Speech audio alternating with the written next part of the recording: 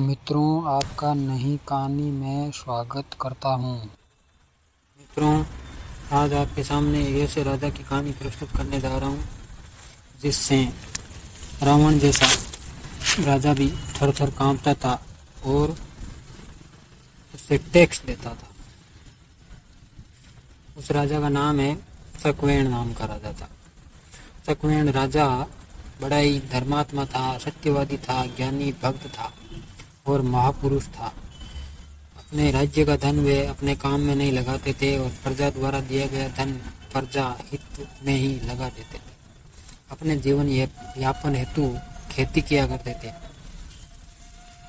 जो कुछ भी खेती से मिलता उससे उनका जीवन निर्वाह होता था। उनकी पत्नी के पास में सुंदर वस्त्र, आभूषण आदि भी नहीं थे और वे राजकोष से कभी भी धन नहीं लेते थे। इसलिए उनका जो भी खाना है या रहना है, कपड़े हैं, सब साधारण होते थे। उनका जीवन साधारण किसान की तरह था। एक बार राज्य में बहुत बड़ा मेला लगा। वहाँ दूर दूर से लोग आए हुए थे। रोज कोई ना कोई राजा रानी के लिए दर्शन के लिए आता था।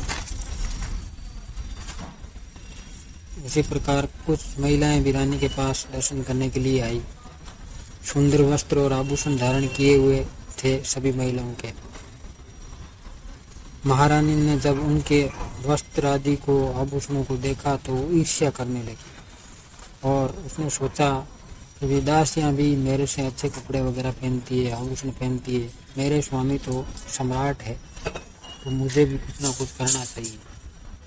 और उन दासियों और महिलाओं ने भी रानी को बढ़ा चढ़ा करके कुछ बताया जिससे रानी है वो उसका मन बदल गया। रानी की हट जो है शाम को जब राजा आए तो उन्हें पता चली। राजा से रानी ने अनुरोध किया कि वस्त्र मंगाओ, आभूषण मंगाओ। राजा राज्य के पैसों को हाथ नहीं लगाते थे, इसलिए उन्हें लेना तो दूर की बात थी।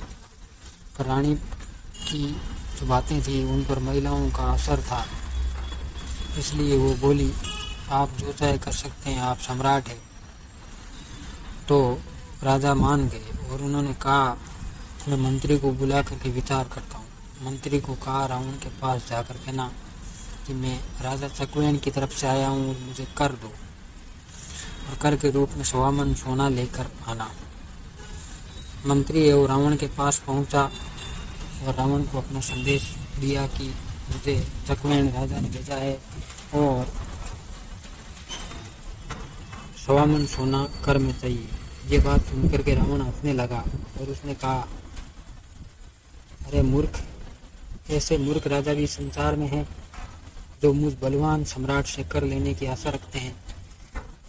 उन्होंने उस दूत को कैद कर देना चाहा, किंतु सभागणों के कहने पर छोड़ दिया। रावण की सभा से निकल करके वो दूत समुद्र किनारे गया और वहां पर एक मिट्टी की नकली लंका बना दी और बना करके वापस सभा में गया और जाकर के रावण को बोला, मैं आपको कुछ न कुछ जादू दिखाना चाहता हूँ, आप मेरे साथ चलिए।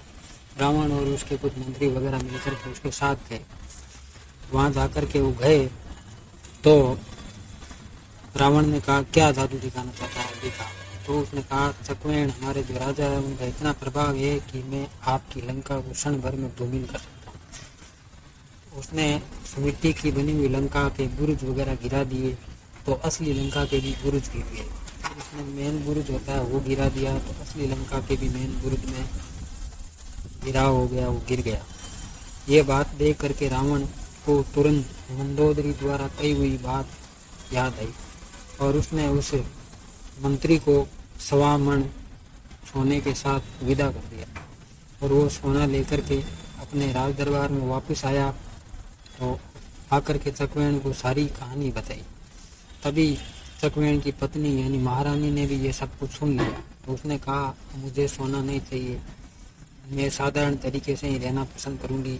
मैं लोगों की और अन्य महिलाओं की बातों में आ गई थी, आगे से मैं ऐसा कभी नहीं करूंगी, मुझे माफ़ कर देना। तो ऐसे थे शक्वेण नाम के राजा जिनसे रावण भी थर-थर कांपता था। पूरा वीडियो देखने के लिए आप सभी का धन्यवाद।